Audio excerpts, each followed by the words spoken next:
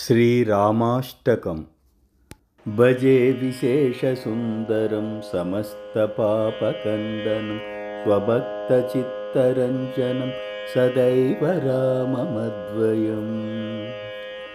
जटाकलापशोभितं समस्तपापनाशकं स्वभक्तभीतिभञ्जनं भजेह राममद्वयम् निजस्वरूपबोधकं कृपाकरं भवापहं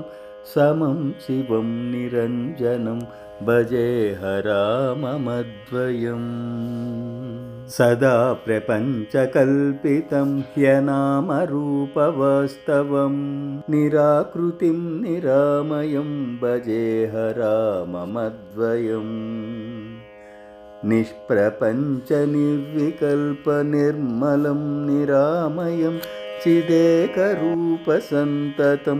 भजेह राममद्वयम् भवाब्धिपोतरूपकं ह्यशेषदेहकल्पितं गुणाकरं कृपाकरं भजेह राममद्वयम् महासुवाक्यबोधकैर्विराजमानवाक्पदैः परं च ब्रह्मव्यापकं भजेह राममद्वयं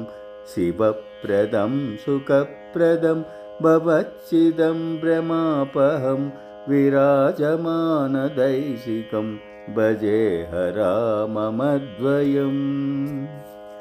रामाष्टकं पठति यः सुखदं सुपुण्यं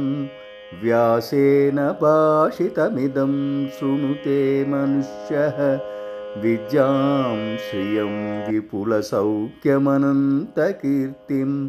सम्प्राप्य देहविलये लभते